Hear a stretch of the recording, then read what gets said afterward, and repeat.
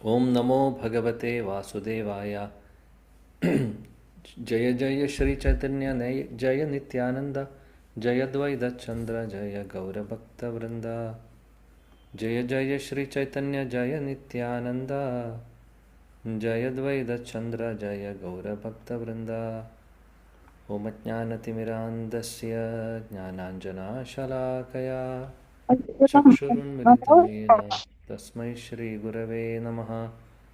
श्रीचैतन्यमनोभीष्टं ശരി. स्थापितं येन भूतले स्वयं रूपा कदा मह्यं ददाति स्वपदान्तिकं। वन्देऽहं श्रीगुरुं श्रीयुतपदकमलं श्रीगुरून् वैष्णवांश्च। श्रीरूपं साग्रजातं सहगणरघुनाथान्वितं तं सजीवं साद्वैतं सावधूतं परिजनसहितं कृष्णचैतन्यदेवं श्रीराधा कृष्णपादान् सहगणा ललिता श्रीविशाखान्वितांश्च। हे कृष्ण करुणा सिन्धो दीनबन्धो जगत्पते गोपेश गोपिका कान्ता राधा कान्ता नमोऽस्तुते। तप्तकाञ्चन गौराङ्गी राधे वृन्दावनेश्वरी वृषभानुसुते देवी प्रणमामि हरिप्रिये। वाञ्छाकल्पतरुभ्यश्च कृपा सिन्धुभ्येव च पतितानां पावनेभ्यो वैष्णवेभ्यो नमो नमः। नमो ॐ विष्णुपादाय कृष्णप्रेष्ठाय भूतले श्रीमते भक्तिवेदान्तस्वामिनिति नामिने। नमस्ते सरस्वते देवे गौरवाणी प्रचारिणे निर्विशेषशून्यवादी पाश्चात्यदेशतारिणे। जय श्रीकृष्ण चैतन्य प्रभो नित्यानन्द श्री अद्वैत गदाधर श्रीवासादि गौरभक्तवृन्द। हरे कृष्णा कृष्ण कृष्ण हरे हरे, हरे राम राम राम हरे हरे।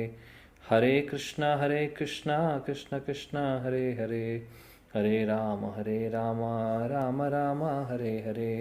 हरे कृष्णा कृष्ण कृष्ण हरे हरे, हरे राम राम राम हरे हरे। मूकं करोति वाचालं पङ्गुं लङ्घयते गिरिं यत्कृपातमहं वन्दे श्रीगुरुदीनतारिणं परमानन्दमाधवं श्रीचैतन्यमीश्वरम्।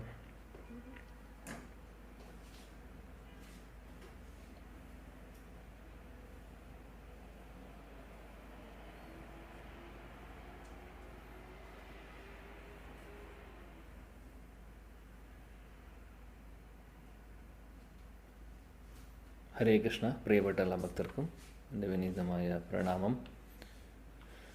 ശ്രീ ചൈതന്യ ചരിതാമൃതം ആദിലീലയിലെ 6-ാമത്തെ അധ്യായമാണ് നമ്മൾ പഠിക്കുന്നത്. ശ്രീ അദ്വൈതാചാര്യയെക്കുറിച്ചുള്ള അധ്യായം. ശ്ലോകം 81 അല്ലേ ഇന്ന്? അതെ പ്രഭു. യെസ്. കൃഷ്ണപ്രേമ ഉന്മത്ത വിഹ്വല ദിഗംബര കൃഷ്ണഗുണലീല ഗായ നാചെ നിരന്തര. ഹരേ കൃഷ്ണ. ഓ നമോ ഭഗവതേ വാസുദേവായ. കൃഷ്ണ പ്രേമേ ഉന്മത്ത വിഹ്വല ദിഗംബര കൃഷ്ണ ഗുണ ലീലാഗായ നാച്ചേ നിരന്തര. വിവർത്തനം ശ്രീല പ്രഭാതിക്ക് ജയ്. കൃഷ്ണ പ്രേമത്തിന്റെ ലഹരിയിൽ ഉന്മത്തനായി അദ്ദേഹം സ്വയം മറന്ന് ദിഗംബര വേഷധാരിയായി നിരന്തരം നൃത്തമാടുകയും കൃഷ്ണ ഭഗവാന്റെ ഗുണങ്ങളും ലീലകളും പാടുകയും ചെയ്യുന്നു. ഹരേ കൃഷ്ണ പ്രഭുജി. ഹരേ കൃഷ്ണ. ആരെക്കുറിച്ചാണ് പറയുന്നത്?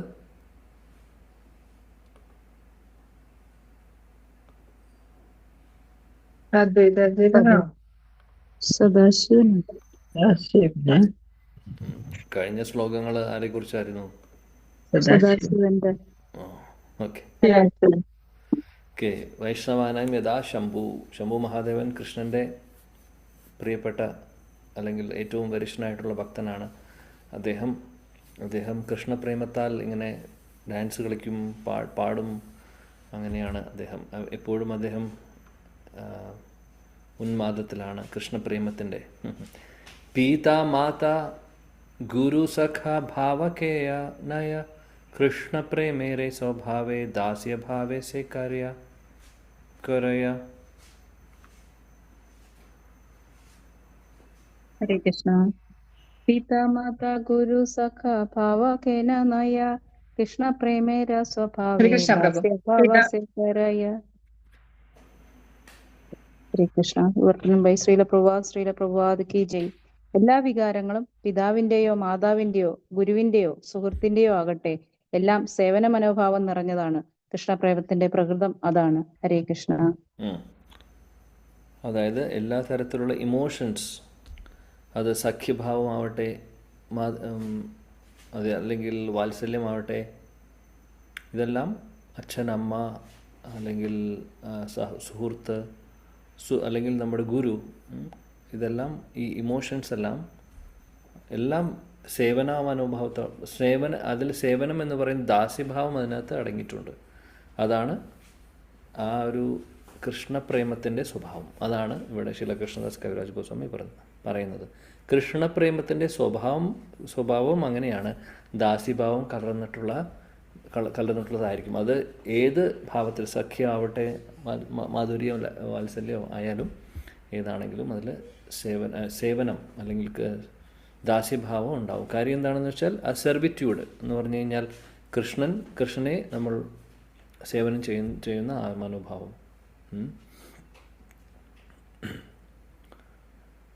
ജീവരെ സ്വരൂപഹേ കൃഷ്ണേര നിത്യദാസ് അല്ലേ.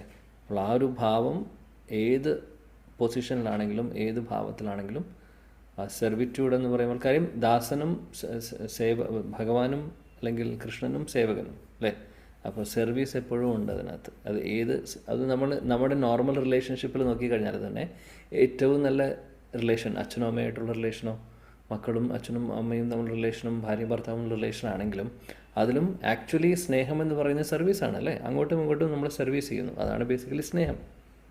അതാണ് ഏകകൃഷ്ണ സർവസേവ്യ ജഗതീശ്വര ആരയത സബതാര സേവാകാനോചര. हरे कृष्ण।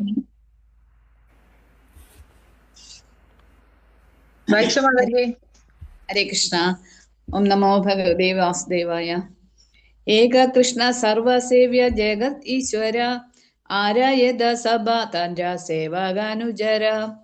വിവർത്തനം എസി ഭക്തി വേദാന്ത സ്വാമി ശ്രീല പ്രഭുപാദ് കി ജയ്. പ്രപഞ്ചത്തിന്റെ ഏക ഈശ്വരനായ ശ്രീകൃഷ്ണ ഭഗവാൻ എല്ലാവരാലും സേവിക്കപ്പെടാൻ അർഹനാണ്. തീർച്ചയായും എല്ലാവരും അവിടുത്തെ സേവകന്മാരുടെ ഒരു സേവകനാണ്. ഹരേ കൃഷ്ണ പ്രജി. ഹരേ കൃഷ്ണ. ഏകേല ഈശ്വര കൃഷ്ണ ആര സഭ ഭൃത്യ, ഇങ്ങനൊരു ശ്ലോകം കൂടെ വരുന്നുണ്ട്. അവിടെയും പറയുന്നു കൃഷ്ണനാണ് ഭഗവാൻ, ഏകകൃഷ്ണ, ബാക്കി എല്ലാവരും അദ്ദേഹത്തെ സേവിക്കുന്നു. ഇവിടെ അത് തന്നെയാണ് ഇവിടെ പറയുന്നത്. ഏകകൃഷ്ണ സർവസേവ്യ ജഗതീശ്വര, അദ്ദേഹം ജഗതീശ്വരാണ്. ആരയത സബതാര സേവാനുചര, ബാക്കി എല്ലാവരും സേവകരാണ്.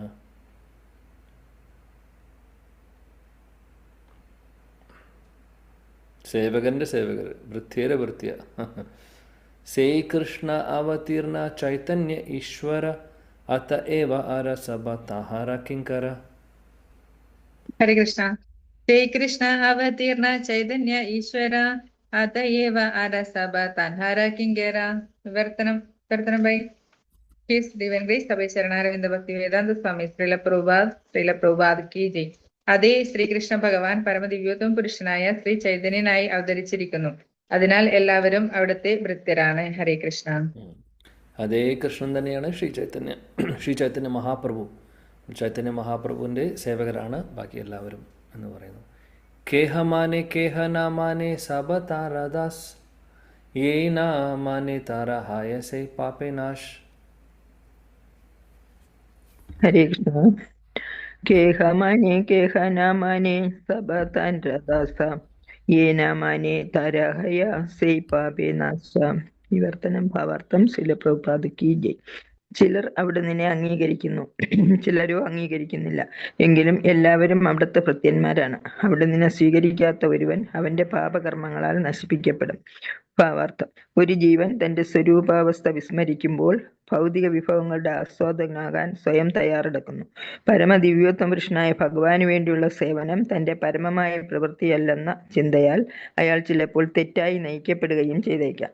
അതായത് ഒരു ജീവസത്തയ്ക്ക് ചെയ്യാൻ ഭഗവത് സേവനമല്ലാതെ മറ്റനേകം പ്രവൃത്തികളുണ്ടെന്ന് അവൻ ചിന്തിക്കുന്നു. അത്തരമൊരു വിഡ്ഢിയായ വ്യക്തി ഏതവസ്ഥയിലും താൻ പ്രത്യക്ഷമായോ പരോക്ഷമായോ ഭഗവാന്റെ സേവനത്തിൽ വ്യാപരിക്കുന്നുണ്ടെന്ന വസ്തുത അറിയുന്നില്ല. വാസ്തവത്തിൽ ഒരു വ്യക്തി ഭഗവത് സേവനത്തിൽ മുഴുകാത്ത പക്ഷം എല്ലാ അശുഭ പ്രവർത്തനങ്ങളും അവനെ കുഴയ്ക്കുന്നു. എന്തുകൊണ്ടെന്നാൽ ഭഗവാൻ ചൈതന്യ മഹാപ്രഭുവിന്റെ സേവനമാണ് അല്പരായ ജീവസത്തകളുടെ മൂലസ്വരൂപം. ജീവജാലങ്ങൾ അതിസൂക്ഷ്മരാകയാൽ ഭൗതികാസ്വാദനത്തിന്റെ പ്രലോഭനം അവരെ ആകർഷിക്കുകയും അവർ തങ്ങളുടെ മൂലസ്വരൂപം വിസ്മരിച്ച് ദ്രവ്യത്തെ ആസ്വദിക്കാൻ ശ്രമിക്കുകയും ചെയ്യുന്നു. പക്ഷേ ഒരുവന്റെ ഉറങ്ങിക്കിടക്കുന്ന കൃഷ്ണാവബോധം ഉണർന്നാൽ പിന്നീട് ഒരിക്കലും അയാൾ ഭൗതിക ദ്രവ്യത്തിന്റെ സേവനത്തിൽ മുഴുകയില്ല, മറിച്ച് ഭഗവത് സേവനത്തിൽ മുഴുകും. മറ്റൊരു തരത്തിൽ പറഞ്ഞാൽ ഒരുവൻ തന്റെ മൂലസ്വരൂപം വിസ്മരിക്കുമ്പോൾ ഭൗതിക പ്രകൃതിയുടെ യജമാനൻ എന്ന അവസ്ഥയിൽ കാണപ്പെടുന്നു. ആ സമയത്തും അവൻ ഭഗവാന്റെ ഒരു സേവകൻ തന്നെയാണ്. പക്ഷെ അപ്പോൾ അവൻ ഒരു മലിനീകൃതമോ അയോഗ്യമോ ആയ അവസ്ഥയിലാണെന്ന് മാത്രം. ഹരേ കൃഷ്ണ പ്രഭുജി.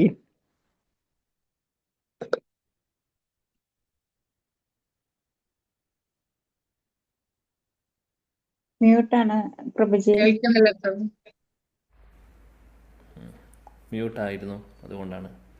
സോറി. ഇവിടെ പറയുന്നു കേഹ നാ മാനെ സബ താരദാസ്. ചില ആളുകൾ ഭഗവാനെ ആക്സെപ്റ്റ് ചെയ്യുന്നു, മഹാപ്രഭുവിനെ ആക്സെപ്റ്റ് ചെയ്യുന്നു ഭഗവാനാണെന്നുള്ളത്. ചിലവരില്ല. എന്താണെങ്കിലും ആക്സെപ്റ്റ് ചെയ്താലും ഇല്ലെങ്കിലും, അംഗീകരിച്ചാലും ഇല്ലെങ്കിലും, മാനിച്ചാലും ഇല്ലെങ്കിലും എല്ലാവരും ഭഗവാന്റെ സേവകരാണ്. പക്ഷെ പ്രശ്നം എന്താണ്? അദ്ദേഹത്തെ മാനിച്ചില്ലെങ്കിൽ അവർക്ക് അത് പാപങ്ങളിലേക്ക്, അതായത് പാപപ്രവർത്തികളിലേക്ക് അവർ പോവും. അതാണ് പറയുന്നത്. ഇപ്പോൾ ശിലപ്രഭുജി ഭാവാർത്ഥത്തിൽ പറയുന്നത് എന്താണെന്ന് വെച്ചാൽ, ഒരു ജീവജാലം നമ്മുടെ ആക്ച്വൽ പൊസിഷൻ മറക്കുമ്പോൾ, ഭഗവാനെ മറക്കുമ്പോൾ, എപ്പോഴാണ് നമ്മൾക്ക് ഭഗവാനിൽ നിന്ന് ബഹിർമുഖരാവുന്നത്? അപ്പോൾ മുതൽ നമ്മൾ മായയുടെ കീഴിൽ വരുന്നു. അല്ലേ? കൃഷ്ണ ബഹിർമുഖ ഭോഗവാഞ്ചകരെ നിക്കട്ടസ്ഥ മായതാർ ഝപടിയ ധാരെ. നമ്മൾ എപ്പോഴാണോ കൃഷ്ണനിൽ നിന്ന് മുഖം തിരിക്കുന്നത്, അപ്പോൾ മായ വന്ന് നമ്മളെ പിടിക്കും. അതാണ് പ്രശ്നം. നമ്മളെല്ലാവരും അങ്ങനെ മറന്നിരിക്കുന്നവരാണ്. നമ്മൾ ഭഗവാനുമായിട്ട് റിലേഷൻ മറന്നിരിക്കുന്നവരാണ്. അപ്പം അതിനെ തിരിച്ച് നമ്മൾ കൊണ്ടുവരാനുള്ള ശ്രമത്തിലാണ്, അല്ലെങ്കിൽ ഭക്തിയുത സേവനങ്ങളിലൂടെ നമ്മളത് തിരിച്ച് കൊണ്ടുവരാൻ ശ്രമിക്കുന്നു. എന്നാൽ അത് മറന്നിരിക്കുന്ന അവസ്ഥയിൽ നമ്മൾ ഭഗവാനെ പോലെ എൻജോയറാണെന്ന് വിചാരിക്കുന്നു. നമ്മൾ വിചാരിക്കുന്നു ഈ ഒരു ലോകം എൻ്റെ എൻജോയ്മെൻറ്റാണെന്ന്, അല്ലെങ്കിൽ ഈ ലോകത്തിൻ്റെ എല്ലാം ഞാനാണ് എന്ന്. അതായത് ഇതെല്ലാം എൻ്റെ എൻജോയ്മെൻറ്റാണ്. ആ ഒരു ഫീലിങ്സ് നമുക്ക് വരുന്നു നമ്മൾ ഭഗവാനുമായിട്ടുള്ള കണക്ഷൻ മറക്കുമ്പോൾ. അപ്പോൾ ഭൃത്യർ ആയിട്ടുള്ള നമ്മൾ ശരിക്കും നമ്മുടെ പൊസിഷൻ മറന്ന് നമ്മൾ വലിയ ആളാണെന്ന് വിചാരിക്കുന്നു. അതാണ് സംഭവിക്കുന്നത്. അപ്പോൾ എന്താണെങ്കിലും ആരാണെങ്കിലും എങ്ങനെയാണെങ്കിലും അംഗീകരിച്ചാലും ഇല്ലെങ്കിലും അവർ ഭൃത്യരാണ്. എന്നാൽ ബുദ്ധിയുള്ളവർ അംഗീകരിക്കുന്നു, ബുദ്ധി ഇല്ലാത്തവർ അംഗീകരിക്കില്ല. അവരുടെ പരിണാമം മോശമായിരിക്കും. അതാണ് കാര്യം. ഭൗതിക ലോകത്തിൽ നിന്ന് രക്ഷപ്പെടാൻ സാധിക്കില്ല. ഇവിടെ തന്നെ ഈ ജന്മമൃത്യു ജരാവേദി ചക്രത്തിലൂടെ കടന്നു പോകേണ്ടി വരും. അടുത്ത ശ്ലോകം 86. ചൈതന്യേര ദാസമുയി ചൈതന്യേര ദാസ്, ചൈതന്യേര ദാസമുയി താരദാസേര ദാസ്. ഹരേ കൃഷ്ണ. ഓ നമോ ഭഗവതേ വാസുദേവായ. ചൈതന്യരദാസമുയി ചൈതന്യരദാസ, ചൈതന്യരദാസമുയി താൻ രദാസ. വർത്തനം ശ്രീലപ്രഭാതി കി ജയ്. ഞാൻ ശ്രീ ചൈതന്യ മഹാപ്രഭുവിന്റെ ദാസനാണ്. ചൈതന്യ മഹാപ്രഭുവിന്റെ ദാസനാണ് ഞാൻ. ചൈതന്യ ഭഗവാന്റെ ദാസനും അവിടുത്തെ ദാസന്മാരുടെ ദാസനുമാണ്. ഹരേ കൃഷ്ണ. മനോഹരം. ചൈതന്യേര ദാസമുയി. ഞാൻ ചൈതന്യ മഹാപ്രഭുവിൻ്റെ ദാസനാണ്. ചൈതന്യ മഹാപ്രഭുവിൻ്റെ ദാസനാണ് 2 പ്രാവശ്യം പറയുന്നു. ചൈതന്യേര ദാസമുയി വീണ്ടും പറയുന്നു. താര ദാസര ദാസ് എന്ന്. അതേപോലെ തന്നെ ഞാൻ ചൈതന്യ മഹാപ്രഭുവിന് ദാസരുടെ ദാസനാണ്. ദാസാനുദാസ്. ഏത ബാലി നാചെ ഗയ ഹുങ്കാര ഗംഭീര, ക്ഷണിക വസില ആചാര്യ ഹയ്യ സുസ്ഥിര. ഹരേ കൃഷ്ണ. ഏതബലി നാചെഗായ ഹുങ്കാര ഗംഭീര ക്ഷേണേ കേവാസീല ആചാര്യ ഹൈന സുസ്ഥിര. കീർത്തൻ ബൈ ശ്രീല പ്രഭുപാദ് കി ജയ്. ഇപ്രകാരം പറഞ്ഞുകൊണ്ട് അദ്വൈത പ്രഭു നൃത്തമാടുകയും ഉച്ചത്തിൽ പാടുകയും ചെയ്യുന്നു. എന്നാൽ അടുത്ത നിമിഷം അവിടുന്ന് വളരെ ശാന്തനായി ഇരിക്കുകയും ചെയ്യുന്നു. ഹരേ കൃഷ്ണ. ശ്രീ അദ്വൈത ആചാര്യ പറയുന്നതാണ്, ചൈതന്യ മഹാപ്രഭുവിൻ്റെ ദാസനാണ് ഞാൻ, ദാസൻ്റെ ദാസനാണെന്ന്. അങ്ങനെ ഉച്ചത്തിൽ അദ്ദേഹം ഇതെല്ലാം പറഞ്ഞുകൊണ്ട് ഡാൻസ് കളിക്കുന്നു. അതിനുശേഷം കുറച്ച് ചില സമയത്ത് അദ്ദേഹം പെട്ടെന്ന് മൗനിയാവുന്നു, ഒന്നും മിണ്ടാതിരിക്കുന്നു. ചിലപ്പോൾ ആൾ ഡാൻസ് കളിക്കുന്നു, ചിലപ്പോൾ ഉറക്കെ നാമം ജപിക്കുന്നു, ചില സമയത്ത് മിണ്ടാതെയാവുന്നു. അങ്ങനെ പല ഭാവങ്ങളും കാണാം. ഇതെല്ലാം ആ ഒരു ഭക്തി, കൃഷ്ണപ്രേമത്തിൻ്റെ ലക്ഷണങ്ങളാണ്.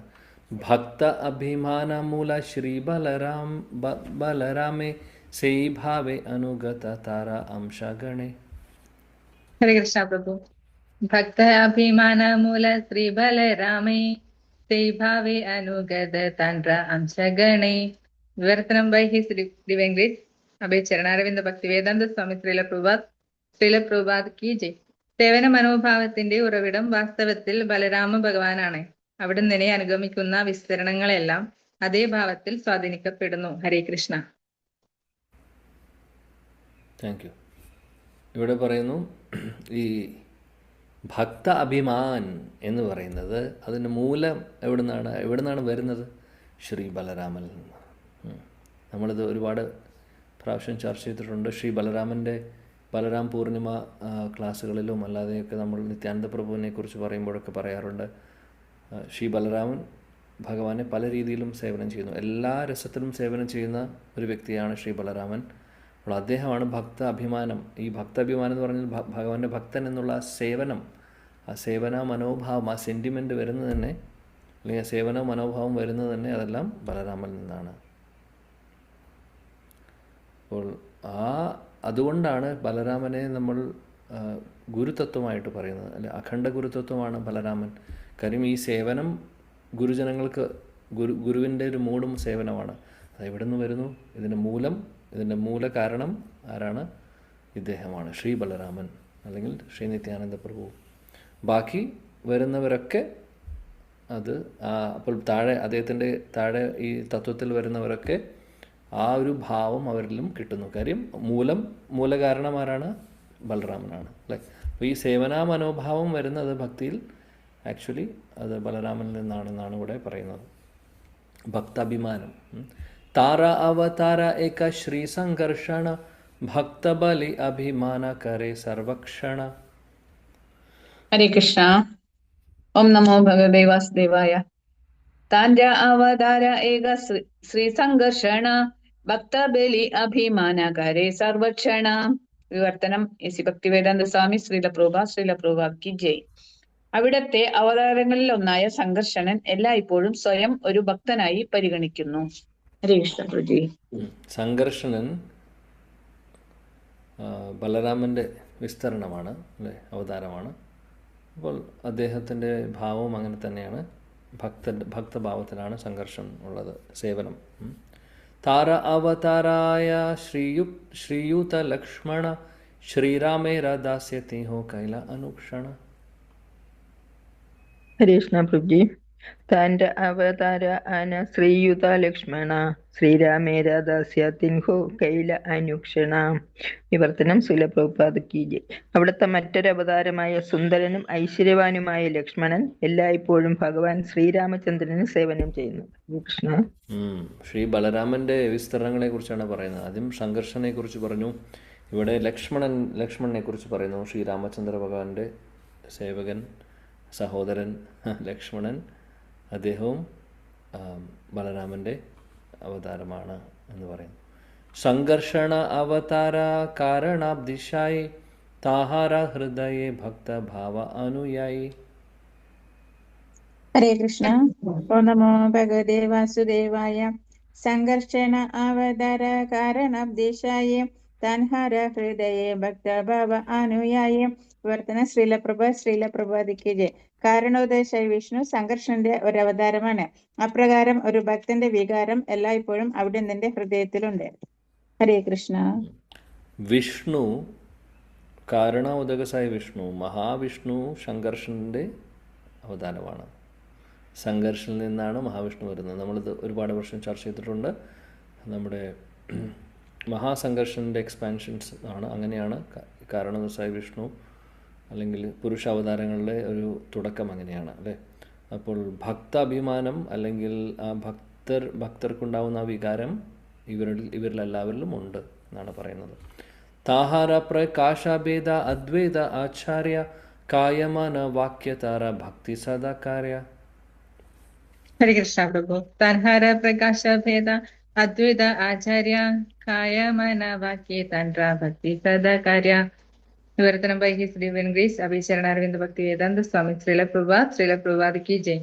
അദ്വൈതാചാര്യൻ അവിടുത്തെ ഒരു പ്രത്യേക വിസ്തരണമാണ്. അവിടുന്ന് എല്ലായ്പ്പോഴും തന്റെ കായ വാക് മനോവൃത്തികളാൽ ഭക്തിയുത സേവനത്തിൽ മുഴുകുന്നു. ഹരേ കൃഷ്ണ. അദ്വൈതാചാര്യ എക്സ്പാൻഷൻ ആണെന്ന് പറയുന്നു, വിസ്തരണമാണെന്ന് പറയുന്നു. അദ്ദേഹം എപ്പോഴും ഭക്തി സേവനങ്ങളിൽ മുഴുകിയിരിക്കുന്നു. കായമന വാക്യ അല്ലെ, മനസ വാച കർമ്മണ അദ്ദേഹം ഭഗവാനെ സേവനം ചെയ്തുകൊണ്ടിരിക്കുന്നു. ആര്? അദ്വൈതാചാര്യ. അപ്പം അദ്വൈതാചാര്യ മഹാവിഷ്ണുവാണ് അല്ലേ, മഹാവിഷ്ണുവാണ്. അതാണ് പറയുന്നത്. വാക്യ കഹേ മുയി ചൈതന്യേര അനുചര മുയി താര ഭക്ത മനെ ഭാവേ നിരന്തര. ഹരേ കൃഷ്ണ. വാക്യ കഹേ മോയി ചൈതന്യര അനുചര മോയി താര ഭക്ത മനെ ഭാവേ നിരന്തര. വിവർത്തനം ബൈ ശ്രീല പ്രഭുപാദ് കി ജയ്. അവിടുന്ന് തന്റെ വാക്കുകൾ കൊണ്ട് പ്രഖ്യാപിക്കുന്നു, ഞാൻ ശ്രീ ചൈതന്യന്റെ ഒരു ഭൃത്യനാകുന്നു. അതുപോലെ മനസ്സുകൊണ്ട് അവിടുന്ന് എപ്പോഴും ചിന്തിക്കുന്നു, ഞാൻ ശ്രീ ചൈതന്യന്റെ ഭക്തനാണ്. ഹരേ കൃഷ്ണ.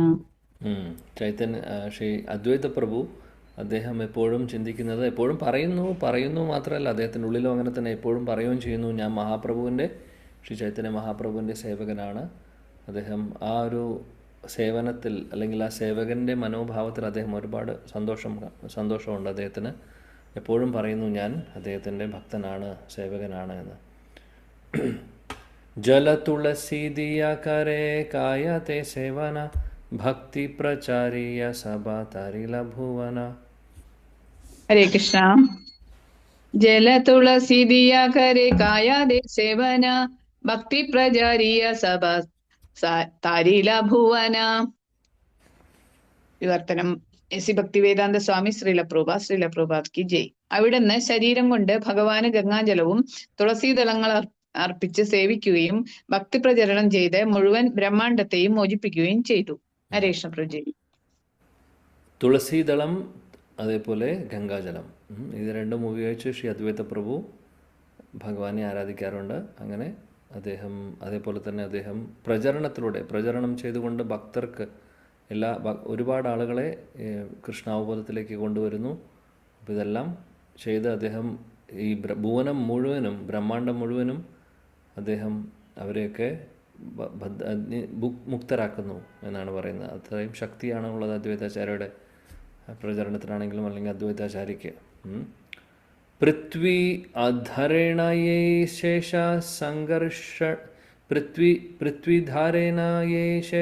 സംഘർഷന കായവ്യൂഹ കരി കരേ കൃഷ്ണേര സേവന. ഹരേ കൃഷ്ണ. വിധരേനയേ ശേഷ സംഘർഷണ കായവ്യൂഹ കരി കരേന കൃഷ്ണേര സേവന. വിവർത്തനം ശ്രീല പ്രഭുപാദ് കി ജയ്. സർവഗ്രഹങ്ങളെയും ശിരസിൽ വഹിക്കുന്ന ശേഷ സംഘർഷണൻ ശ്രീകൃഷ്ണ ഭഗവാന് സേവനം ചെയ്യുന്നതിന് വേണ്ടി വ്യത്യസ്ത ശരീരങ്ങളിൽ സ്വയം വിസ്തരിക്കുന്നു. ഹരേ കൃഷ്ണ പ്രഭുജി. ഹരേ കൃഷ്ണ. സംഘർഷണൻ അദ്ദേഹമാണ് എല്ലാ ഗ്രഹങ്ങളെയും താങ്ങി നിർത്തുന്നത് അല്ലേ, അത് നമുക്കറിയാം. അങ്ങനെ അദ്ദേഹം വേറെയും വിസ്തരിക്കുന്നുണ്ട്, പല രീതിയിലും വിസ്തരിക്കുന്നു ഭഗവാനെ സേവനം ചെയ്യാൻ വേണ്ടി. ഏ സബഹായ ശ്രീ കൃഷ്ണേര അവതാർ നിരന്തര ദേഖി സഭാർ ഭക്തിര ആചാർ. ഹരേ കൃഷ്ണ. ഓ നമോ ഭഗവതേ വാസുദേവായ. ಹೇ ಸಭಾಯ ಶ್ರೀಕೃಷ್ಣರ ಅವತಾರ ನಿರಂತರ ದೇಕಿ ಸಬರ ಭಕ್ತಿರ ആചാര. വിവർത്തനം ശ്രീല പ്രഭുപാദ് ജയ്. അവരെല്ലാം ശ്രീകൃഷ്ണന്റെ അവതാരങ്ങളാണ്. എങ്കിലും അവർ ഭക്തന്മാരെന്ന നിലയിൽ പ്രവർത്തിക്കുന്നത് എല്ലായ്പ്പോഴും നാം കാണുന്നു. ഹരേ കൃഷ്ണ. ഇവരെല്ലാം കൃഷ്ണൻ്റെ അവതാരങ്ങളാണ്. അവതാരങ്ങളാണ്, പക്ഷെ അവരുടെ ഭാവം എന്താണ്? ഭക്തേര ആചാർ, ഭക്തരെ പോലെ. ആ ഭക്താഭിമാനത്തിലാണ് അവരുടെ മൂഡ് അതാണ്. ആക്ച്വലി അവർ ഭഗവാന്റെ വിസ്തരണങ്ങളാണെങ്കിലും എല്ലാവരും ഭഗവാനെ സേവിക്കുന്നു, കാര്യം ഭക്തഭാവത്തിലാണ് അവർ. ഈ സഭാക്കെ ശാസ്ത്ര കഹേ ഭക്ത അവതാര പദ ഉപരി സബാർ. ഹരേ കൃഷ്ണ പ്രഭു.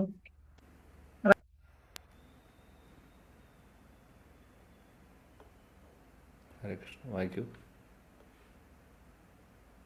ഹരേ കൃഷ്ണ. ശ്ലോകം 97. ഏസാ ഭാഗേ ശാസ്ത്രേ കാഹേ ഭക്ത അവതാര പദ ഉപരി സഭാരാം.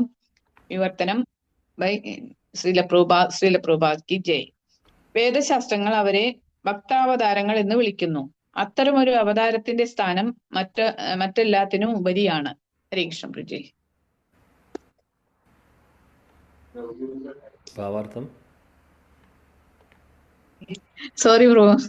ഭാവാർത്ഥം. പരമദിവ്യോത്തമ പുരുഷനായ ഭഗവാൻ വ്യത്യസ്ത അവതാരങ്ങളിൽ പ്രത്യക്ഷനാകുന്നു. പക്ഷേ ഒരു ഭക്തന്റെ രൂപത്തിലുള്ള അവതാരം സർവ്വ ഐശ്വര്യങ്ങളോടും കൂടിയ മറ്റെല്ലാ അവതാരങ്ങളെക്കാളും ബദ്ധാത്മാക്കൾക്ക് പ്രയോജനകരമാണ്. ചിലപ്പോൾ ഒരു ബദ്ധാത്മാവ് സർവ്വ ഐശ്വര്യങ്ങളോട് കൂടിയ ഭഗവാനെ മനസ്സിലാക്കാനുള്ള ശ്രമത്തിൽ വിഭ്രാന്തനാകുന്നു. കൃഷ്ണ ഭഗവാൻ അവതരിച്ച് ധാരാളം അസാധാരണ പ്രവർത്തനങ്ങൾ കാഴ്ചവെക്കുകയും ചില ഭൗതികവാദികൾ അവിടുന്ന് തെറ്റിദ്ധരിക്കുകയും ചെയ്തു. പക്ഷേ ശ്രീചൈതന്യമുള്ള ആവിർഭാവത്തിൽ അവിടുന്ന് അധികം ഐശ്വര്യങ്ങൾ പ്രകടമാക്കിയില്ല. അതിനാൽ കുറച്ച് ബദ്ധാത്മാക്കളെ സംഭ്രാന്തരായുള്ളൂ. ഭഗവാനെ തെറ്റിദ്ധരിച്ച് വിഡ്ഢികളായ ധാരാളം ബദ്ധാത്മാക്കൾ അവരും ഭഗവാന്റെ അവതാരങ്ങളാണെന്ന് സ്വയം പരിഗണിക്കുന്നു. തൽപരമായി അവർ ഭൗതിക ശരീരം ഉപേക്ഷിച്ചതിന് ശേഷം കുറുനരികളുടെ വർഗത്തിൽ ജന്മമെടുക്കേണ്ടതായി ഭാവിക്കുന്നു. ഒരു അവതാരത്തിന്റെ യഥാർത്ഥ പ്രാധാന്യം മനസ്സിലാക്കാൻ കഴിയാത്ത വ്യക്തികൾക്ക് നിശ്ചയമായും അത്തരം താഴ്ന്ന വർഗങ്ങളിലുള്ള ജീവിതം ശിക്ഷയായി ലഭിക്കും. മിഥ്യാഹങ്കാരത്താൽ ഗർവിഷ്ഠരാവുകയും പരമപുരുഷനുമായി ഒന്നാകാൻ ശ്രമിക്കുകയും ചെയ്യുന്ന ബദ്ധാത്മാക്കൾ മായാവതികളായി തീരുന്നു. ഹരേ കൃഷ്ണ. പറയുന്നു, ശാസ്ത്രങ്ങൾ ഇവരെയൊക്കെ ഈ അവതാരങ്ങളെയൊക്കെ ഭക്താവതാരങ്ങൾ എന്ന് വിളിക്കുന്നു. അവരെല്ലാവരും പക്ഷേ ഭഗവാന്റെ അവതാരങ്ങൾ തന്നെയാണ് എന്നുള്ളത്.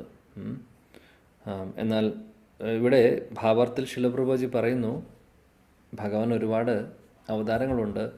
എന്നാൽ ഭക്താവതാരത്തിൽ വരുമ്പോഴാണ് കൂടുതലും നമ്മളെപ്പോലുള്ള ബദ്ധാത്മാക്കൾക്ക് ബെനിഫിറ്റ് ഉണ്ടാവുന്നത്. കാരണം ഭഗവാൻ വെറുതെ ഇവിടെ വന്ന് ഐശ്വര്യം കാണിച്ചു പോവല്ല ചെയ്യുന്നത്. ഭക്താവതാരത്തിൽ പ്രത്യേകത എന്താണെന്ന് വെച്ചാൽ ഭക്തരുടെ കൂടെ അല്ലെങ്കിൽ ആളുകളെ ഉദ്ധരിക്കാൻ വേണ്ടിയിട്ടുള്ള ആ ഒരു ലീലയാണ് അവർ ചെയ്യുന്നത്, അല്ലെങ്കിൽ ഉദ്ധരിക്കുക എന്നുള്ളതായിരിക്കും അവരുടെ ദൗത്യം. അപ്പോൾ അതുകൊണ്ട് ഒരുപാട് ബദ്ധാത്മാക്കൾക്ക് അതിൻ്റെ ബെനിഫിറ്റ് കിട്ടുന്നു. അത് നോർമൽ വിസ്തരണങ്ങൾക്ക് ഇപ്പോൾ ഫോർ എക്സാമ്പിൾ നമ്മൾ ഒരുപാട് ഭഗവാന്റെ അവതാരങ്ങളെക്കുറിച്ച് കേട്ടിട്ടുണ്ട്. ചിലപ്പോൾ ഒരു പർട്ടിക്കുലർലി ഒരു കാര്യത്തിന് വേണ്ടിയിട്ടായിരിക്കും അദ്ദേഹം അവതരിക്കുന്നത്. ആ കാര്യം കഴിഞ്ഞാൽ തിരിച്ചു പോന്നു അല്ലേ. പക്ഷേ ഈ ഭക്താവതാരങ്ങളൊക്കെ അവർ കുറേ കാലം ഇവിടെ നിന്ന് മറ്റുള്ളവർക്ക് കൃഷ്ണാവബോധം പറഞ്ഞു കൊടുത്ത് മറ്റുള്ളവരോട് ഉദ്ധരിക്കുക എന്നുള്ളൊരു കാര്യം കൂടെ അവർ ചെയ്യുന്നു. അതുകൊണ്ട് അവരുടെ പ്രാധാന്യം അല്ലെങ്കിൽ അങ്ങനെയുള്ള ഭക്താവതാരങ്ങളുടെ പ്രാധാന്യം കൂടുതലാണ് എന്നാണ് പറയുന്നത്. പിന്നീട് ശിലപ്രഭാത് ഇവിടെ പറയുന്നത്, ചില ആളുകൾ സ്വയം അവതാരങ്ങളാണെന്ന് പറയുന്നു. സാധാരണ മനുഷ്യർ ഭഗവാന്റെ അവതാരമാണെന്ന് പറയുന്നവരുണ്ട്. അങ്ങനെയുള്ളവരുടെ അവസ്ഥ വളരെ പരിതാപകരമാണ്. അടുത്ത ജന്മത്തിൽ അവർ ഏത് യോനിയിലേക്ക് പ്രവേശിക്കുമെന്ന് പറയാൻ സാധിക്കില്ല. അതുകൊണ്ട് അത് വലിയൊരു തെറ്റാണ്, അപരാധമാണ് ചെയ്യുന്നത്. നമ്മൾ ഭഗവാന്റെ അവതാരമാണെന്നൊക്കെ പറഞ്ഞ് നമ്മൾ പറയുകയാണെങ്കിൽ അത് വലിയൊരു അപരാധമാണ്. തീർച്ചയായിട്ടും അതിന് കർമ്മത്തിൻ്റെ അല്ലെങ്കിൽ അപരാധത്തിൻ്റെ ശിക്ഷകൾ അല്ലെങ്കിൽ എന്തെങ്കിലും അതിൻ്റെ റിയാക്ഷൻസ് ഉണ്ടാവും. അതാണ് ഏകമാത്ര അംശി കൃഷ്ണ അംശ അവതാർ അംശി അംശേ ദേഖി ജ്യേഷ്ഠ കനിഷ്ഠ ആചാർ. हरे कृष्णा। एकमात्र अंशी कृष्ण अंश अवतार अंशी अंशे देखी ज्येष्ठ कनिष्ठ आचार. വിവർത്തനം ബൈ എ സി ഭക്തിവേദാന്ത സ്വാമി ശ്രീല പ്രഭുപാദ് കി ജയ്. കൃഷ്ണനാണ് എല്ലാ അവതാരങ്ങളുടെയും സ്രോതസ്. മറ്റുള്ളവരെല്ലാം അവിടുത്തെ അംശാവതാരങ്ങളും. പൂർണ്ണവും അംശവും തമ്മിൽ ജ്യേഷ്ഠനും കനിഷ്ഠനും എന്ന നിലയിൽ പ്രവർത്തിക്കുന്നത് നാം കാണുന്നു. ഹരേ കൃഷ്ണ. സർവ അവതാരി കൃഷ്ണ, എല്ലാ അവതാരങ്ങളുടെയും ഉറവിടം അവതാരിയാണ്, അല്ലെങ്കിൽ അവതാരി പുരുഷനാണ് കൃഷ്ണൻ. ബാക്കി എല്ലാവരും അദ്ദേഹത്തിൻ്റെ വിസ്തരണങ്ങളും അല്ലെങ്കിൽ അംശാവതാരങ്ങൾ, കലാവതാരങ്ങൾ അങ്ങനെയൊക്കെ പറയുന്നു അല്ലേ. അപ്പോൾ അതാണ്. അപ്പോൾ അദ്ദേഹമാണ് ജ്യേഷ്ഠ, സുപ്പീരിയർ, ബാക്കി എല്ലാവരും കനിഷ്ഠ, അല്ലെങ്കിൽ ബാക്കി എല്ലാവരും താഴെയാണ് സ്ഥാനം നോക്കുകയാണെങ്കിൽ. കാര്യം എല്ലാത്തിൻ്റെയും സോഴ്സ് എന്ന് പറയുന്നത്, മൂലകാരണം എന്ന് പറയുന്നത് ഭഗവാനാണ്. ഏകമാത്ര, അദ്ദേഹം മാത്രമാണ്. ജ്യേഷ്ഠഭാവേ अंशितेहय प्रभु ज्ञान कनिष्ठा भावे आपनाते भक्त अभिमान. हरे कृष्ण. ज्येष्ठभावे अंशितेहय प्रभु ज्ञान कनिष्ठभावे आपनाते भक्त अभिमान. വിവർത്തനം ഭാവാർത്ഥം. ശ്രീല പ്രഭുപാദ് കി ജയ്. എല്ലാ അവതാരങ്ങളുടെയും സ്രോതസ്സായ ഭഗവാന് താൻ ഉത്കൃഷ്ടനാണെന്ന വികാരമുണ്ടാകുമ്പോൾ അവിടുന്ന് സ്വയം യജമാനനായി പരിഗണിക്കുകയും താൻ താഴ്ന്നവനാണെന്ന വികാരമുണ്ടാകുമ്പോൾ അവിടുന്ന് സ്വയം ഒരു ഭക്തനായി പരിഗണിക്കുകയും ചെയ്യുന്നു. ഭാവാർത്ഥം. ഒരു വസ്തുവിന്റെ ഒരു ഖണ്ഡത്തെ ഭാഗമെന്നും ആ ഖണ്ഡം വേർതിരിക്കപ്പെട്ടത് ഏതിൽ നിന്നാണോ അതിനെ പൂർണ്ണമെന്നും വിളിക്കുന്നു. അതിനാൽ ഭാഗം പൂർണ്ണത്തിൽ ഉൾപ്പെട്ടതാണ്. ഭഗവാൻ പൂർണ്ണനും ഭക്തൻ ഭാഗമോ അതിൻ്റെയും അംശമോ ആണ്.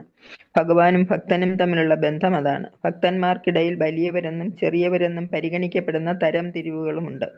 ഒരു ഭക്തൻ ശ്രേഷ്ഠനായിരിക്കുമ്പോൾ പ്രഭു എന്നും അതിൽ കുറഞ്ഞ നിലവാരത്തിലായിരിക്കുമ്പോൾ ഭക്തൻ എന്നും വിളിക്കപ്പെടുന്നു. ഭക്തൻ പരമമായ പരിപൂർണവും ബലദേവനും മറ്റെല്ലാ വിഷ്ണു അവതാരങ്ങളും അവിടുത്തെ ഭാഗങ്ങളുമാണ്.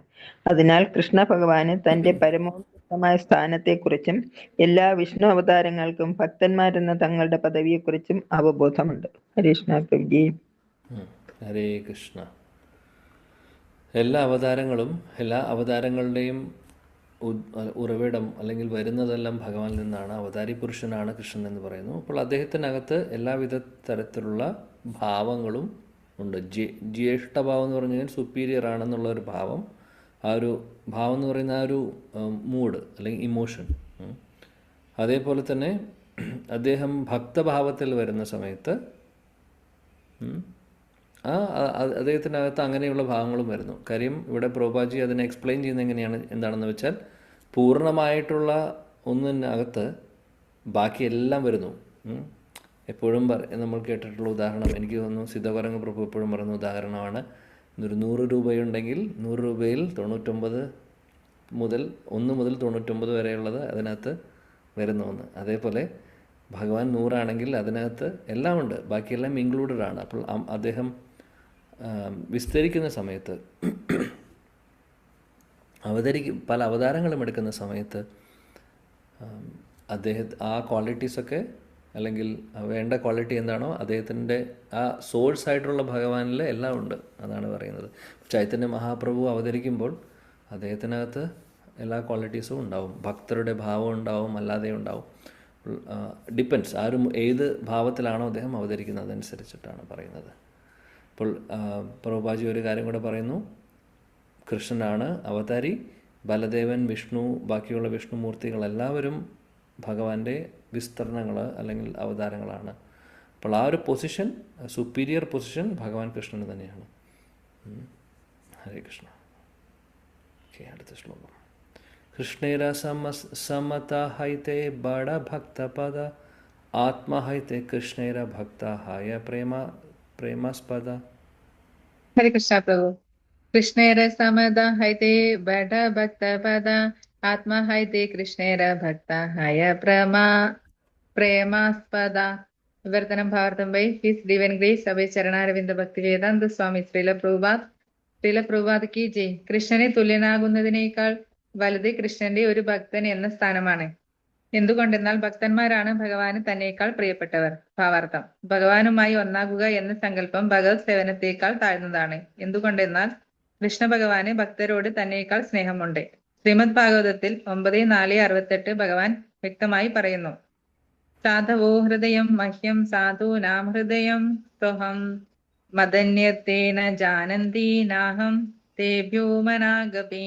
ഭക്തന്മാർ എന്റെ ഹൃദയവും ഞാൻ എന്റെ ഭക്തന്മാരുടെ ഹൃദയവുമാണ്. എന്റെ ഭക്തന്മാർക്ക് എന്നെ ഒഴികെ ആരെയും അറിയില്ല. അതുപോലെ എനിക്ക് എന്റെ ഭക്തന്മാരെ അല്ലാതെ മറ്റാരെയും അറിയില്ല. ഭഗവാനും ഭക്തന്മാരും തമ്മിലുള്ള ദൃഢബന്ധം ഇതാണ്. ഹരേ കൃഷ്ണ. ഇവിടെ പറയുന്നു ശ്ലോകത്തിൽ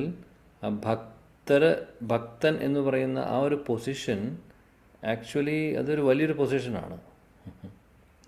നമ്മൾ ഭഗവാനെ പോലെ ഈക്വൽ എന്ന് പറയുന്നതിനേക്കാളും വലിയ പൊസിഷനാണ് ഭക്തരുടെ ആ ഒരു പൊസിഷൻ. അതാണ് പറയുന്നത് കൃഷ്ണയുടെ സമത, അതായത് കൃഷ്ണനുമായിട്ട് സമമായിട്ടുള്ള ആ ഒരു പൊസിഷനേക്കാൾ നല്ലതാണ് ബഡഭക്തപദ. അതൊരു ഭക്തൻ്റെ പൊസിഷൻ എടുക്കുന്നത്, അതിനാണ് കൂടുതൽ ഇമ്പോർട്ടൻസ് ഉള്ളത്, അല്ലെങ്കിൽ അതിനാണ് കൂടുതൽ പ്രാധാന്യമുള്ളത്. കാരണം എന്താണ്? കൃഷ്ണൻ്റെ വളരെ പ്രിയപ്പെട്ടതാണ് ഭക്തർ. ഭഗവാൻ കൃഷ്ണൻ ഭക്തർ കഴിഞ്ഞിട്ടേ ഉള്ളൂ. ഭഗവാൻ കൃഷ്ണൻ തന്നെ അദ്ദേഹം പറയും, ഈ അടുത്ത ഒരു ക്ലാസ്സിൽ ഞാൻ കേട്ടതാണ്, എനിക്ക് തോന്നുന്നു ഭക്തിവേദാന്ത പഠിക്കുന്ന സമയത്ത് ഗൗരംഗദർശൻ പ്രഭു പറയുന്നുണ്ടായിരുന്നു, നമ്മുടെ സ്ട്രെങ്ത് എന്ന് പറയുന്നത് ഭഗവാനാണ്, ഭഗവാന്റെ വീക്ക്നെസ് എന്ന് പറയുന്നത് ഭക്തരാണ്, നമ്മളാണ്, അല്ലെങ്കിൽ ഭക്തരാണ്. അല്ലേ? നമ്മുടെ സ്ട്രെങ്ത് ഭഗവാനാണ്, നമ്മളെല്ലാത്തിനും ഭഗവാനെ ആശ്രയിക്കുന്നു, ഭക്തരെ എല്ലാത്തിനും ഭഗവാനെ ആശ്രയിക്കുന്നു. ഭഗവാന്റെ വീക്ക്നെസ് എന്ന് പറഞ്ഞാൽ അത് ഭക്തരും. അതാണ് ഈ ശ്ലോകത്തിലും പറയുന്നത്. സാധവോ ഹൃദയം മഹ്യം സാധൂനാം ഹൃദയം ത്വഹം മദന്യത്തെ ന ജാനാതി നാഹം തേഭ്യോ മനാഗപി. ഇത് വരുന്നത് അംബരീഷ് മഹാരാജാവ് ദുർവാസ മുനി ആ ഒരു ലീലയിൽ ദുർവാസ മുനിയോട് പറയുന്നതാണ് കൃഷ്ണൻ. അഹം ഭക്തപരാധീനോ ഹി അസ്വതന്ത്ര ഇവദ്വിജ. ആ ശ്ലോകത്തിൻ്റെ അടുത്ത് തന്നെ വരുന്ന ശ്ലോകമാണ് ഇപ്പോൾ വായിച്ചത്. ഈ ശ്ലോകത്തിൽ ഭഗവാൻ പറയുന്നു, സാധവോ ഹൃദയം മഹ്യം, ഭക്തരെല്ലാവരും എൻ്റെ ഹൃദയത്തിൽ എപ്പോഴും ഉണ്ട്. സാധൂനാം ഹൃദയം ത്വഹം, ഞാനാണെങ്കിൽ അവരുടെ ഹൃദയത്തിലും എപ്പോഴും ഉണ്ട്. മത് അന്യത്തെ നാ ജാനാതി നാഭ്യം തേഭ്യോ മനാഗപി. എൻ്റെ ഭക്തർക്കാണെങ്കിൽ എന്നെക്കുറിച്ച് ഞാനല്ലാതെ അവർക്കൊന്നും അറിയില്ല. അതേപോലെ തന്നെ എനിക്കും ഒന്നും അറിയില്ല, ഭക്തർക്ക് അപ്പുറത്തും എനിക്കൊന്നും അറിയില്ല. അതായത് അവൻ പറയുന്നത് എൻ്റെ അത്രയും, അതായത് ഭഗവാന്റെ അത്രയും ഇൻറ്റിമേറ്റ് ആണ്, വളരെ ക്ലോസ് ആണ് ഭക്തർ. ഭഗവാൻ ഭക്തരാണ് എല്ലാം. അദ്ദേഹത്തിൻ്റെ ഒരു വീക്ക്നെസ്സാണ്. ഓക്കെ, ഒന്ന് രണ്ട് ശ്ലോകം കൊണ്ട് നോക്കട്ടെ. ആത്മഹൈത്തെ കൃഷ്ണ ഭക്തെ ബട കരിമായി മാനെ ഇഹാത്തെ ബഹുത ശാസ്ത്ര വചന പ്രമാണേ. ഹരേ കൃഷ്ണ. ഓ നമോ ഭഗവതേ വാസുദേവായ. ആത്മഹൈതേ കൃഷ്ണ ഭക്തേ ബട കരിമാനെ ഈഹാദേ ബഹുദ ശാസ്ത്ര വചന പ്രമാണേ. വർത്തന ശ്രീലപ്രഭാതി കി ജയ്. കൃഷ്ണ ഭഗവാൻ തന്നുടെ ഭക്തന്മാരെ തന്നേക്കാൾ മഹനീയരായി പരിഗണിക്കുന്നു. ഇക്കാര്യത്തിൽ ശാസ്ത്രവചനങ്ങളുടെ ധാരാളം തെളിവുകളുണ്ട്. ഹരേ കൃഷ്ണ. ഹരേ കൃഷ്ണ. കൃഷ്ണൻ എപ്പോഴും ചിന്തിക്കുന്നു, എൻ്റെ ഭക്തർ എന്നേക്കാൾ വലുതാണ്. അദ്ദേഹം പറയുന്നുണ്ട് പല സ്ഥലങ്ങളിലും, ഞാൻ ഭക്തരെ അനുഗമിക്കുന്നു. അവരെന്ത് പറയുന്നു? ഭക്തരുടെ കയ്യിലുള്ള ഒരു പാവയെ പോലെയാണ് ഞാൻ. ശുദ്ധ ഭക്തരുടെ, നമ്മളെ പോലുള്ളവരുടെ കാര്യമല്ല പറയുന്നത്. നമ്മളെ പോലുള്ളവരുടെ കളികളൊന്നും അദ്ദേഹത്തിൻ്റെ അടുത്ത് നടക്കില്ല. അതായത് ശുദ്ധ ഭക്തരെ ഭഗവാൻ എന്ത് പറയുന്നു അത് കേൾക്കും, അല്ലേ? അല്ലെങ്കിൽ യശോദറാണി വടിയെടുത്ത് പേടിപ്പിച്ച് കെട്ടിയിടുമോ? കെട്ടിയിടാൻ ഭഗവാൻ ചാൻസ് കൊടുക്കുന്നു, അവസരം കൊടുക്കുന്നു. കാര്യം ശുദ്ധ ഭക്തരാണ്. ശുദ്ധ ഭക്തയാണ് യശോദറാണി. യശോദറാണിയുടെ മുമ്പിൽ അദ്ദേഹം കീഴടങ്ങുന്നു. അത് അങ്ങനെ, അതുകൊണ്ടാണ് പറയുന്നത് ആ ഒരു ശുദ്ധ ഭക്തി എന്ന് പറയുന്ന സംഭവം റെയറാണ്. ആ ഒരു പൊസിഷൻ കിട്ടുമോ, അല്ലെങ്കിൽ ആ ഒരു ക്വാളിറ്റിയിലേക്ക് നമ്മൾ, ആ ഒരു എന്താ പറയുക, പൊസിഷനിലേക്ക് നമ്മൾ ഉയരുക എന്ന് പറഞ്ഞത് എളുപ്പത്തിൽ നടക്കില്ല. അതിന് ഒരുപാട് സ്ക്രീനിങ്, ഒരുപാട് പരീക്ഷണങ്ങൾ, ഒരുപാട് നമ്മൾ അതിന് ക്വാളിഫൈഡ് ആവണം. ഇല്ലെങ്കിൽ അതുവരെ ശുദ്ധ ഭക്തി നമുക്ക് വരില്ല. കാര്യം അത്രമാത്രം പവിത്രമായാൽ മാത്രമേ ആ പൊസിഷൻ, കാര്യം ആ ഒരു പൊസിഷനിൽ ഭഗവാൻ തന്നെ അദ്ദേഹത്തെ വിൽക്കുകയാണ് ചെയ്യുന്നത് ഭക്തർക്ക് വേണ്ടി. ഭക്തരെന്ത് പറയുന്നു, പിന്നെ ഭക്തരുടെ കീഴിലാണ് അദ്ദേഹം. അപ്പോൾ ആ ഒരു പൊസിഷൻ ഭഗവാൻ അങ്ങനെ എല്ലാവരെയും, നമ്മളെപ്പോലുള്ള ആളുകൾക്ക് അത്രയും ചീപ്പായിട്ടുള്ളൊരു സംഭവമല്ല അത്. അത് വിചാരിക്കണം, അത് എപ്പോഴും ഓർക്കണം. അപ്പം അതുകൊണ്ടാണ് പറയുന്നത്, ആ ഒരു പൊസിഷനിലേക്ക് പോകാമെന്ന് പറഞ്ഞു കഴിഞ്ഞാൽ, ആധ്യാത്മ ലോകത്തിലേക്ക് പോകാമെന്ന് പറഞ്ഞു കഴിഞ്ഞാൽ നമ്മൾ വിചാരിക്കുന്ന പോലെ അത്ര ഈസി ആണെന്ന് നമ്മൾ വിചാരിക്കുന്നുണ്ടെങ്കിൽ അത് ഈസി അല്ല. ഇപ്പോൾ നമുക്ക് ചർച്ച ചെയ്യാൻ കാര്യം, നമ്മൾ പലപ്പോഴും ഒരുപാട് വർഷങ്ങളായിട്ട്, ഇപ്പോൾ അല്ലെങ്കിൽ കുറച്ച് വർഷങ്ങളായിട്ട് നമ്മൾ ഈ ഒരു മാർഗം തുടർന്നുകൊണ്ട് പഠിച്ചുകൊണ്ട് മുന്നോട്ട് പോകുന്നവരാണ്. അപ്പം നമുക്കറിയാൻ പറ്റും, ഇപ്പോൾ തുടക്കക്കാരോട് ഇത് പറയാൻ പറ്റില്ല അല്ലേ, നമുക്ക് സമയമെടുക്കും ആക്ച്വലി. ഓക്കെ, ചില ആളുകൾക്ക് ഒന്നുമില്ലാത്തേക്കാളും നല്ലതാണ് കുറച്ച് എന്തെങ്കിലും ചെയ്യുന്നത് അല്ലേ. പിന്നെ അതിൽ നല്ല എക്സ്പേർട്ട് ആവണമെങ്കിൽ നമ്മൾ നല്ല രീതിയിൽ നമ്മുടെ പ്രവർത്തനം, നമ്മുടെ പ്രാക്ടീസസ് വേണം, കൂട്ടത്തിൽ ഭഗവാന്റെ കാരുണ്യം വേണം. അങ്ങനെ ഒരുപാട് കാര്യങ്ങൾ, ഒരുപാട് ഫാക്ടേഴ്സ് ഇൻവോൾവ് ആണ്. ഇതെല്ലാം ചേർന്ന് വരുമ്പോൾ സക്സസ് ഉണ്ടാവും. ഇപ്പോൾ ഭഗവാൻ കൃഷ്ണൻ ചിന്തിക്കുന്നത് എൻ്റെ ഭക്തരുടെ പൊസിഷൻ എന്നേക്കാൾ വലിയ പൊസിഷനാണ്. അപ്പോൾ അതുമായിട്ട് ഇനി ഒരുപാട് ശ്ലോകങ്ങൾ ഇനി താഴെ ശ്രീല കൃഷ്ണദാസ് കവിരാജ് ഗോസ്വാമി കോട്ട് ചെയ്യാൻ പോവാണ്. അപ്പോൾ എന്താണെങ്കിലും നമുക്ക് അത് അടുത്ത ക്ലാസ്സിൽ ആ ഒരു സെക്ഷൻ നമുക്ക് നോക്കാം. ഓക്കെ, 102 മുതൽ. Thank you. ശ്രീ ചൈതന്യ ചരിതാമൃത की जय, श्रील कृष्णदास कविराज गोस्वामी की जय, श्रील प्रभुपाद की जय, श्रील गुरुदेव की जय, शचिनंदन श्री गौर हरि की जय, श्री वृंदावन धाम की जय, श्री नवदीप धाम की जय, निताय गौर प्रेमानंदे. हरे कृष्ण.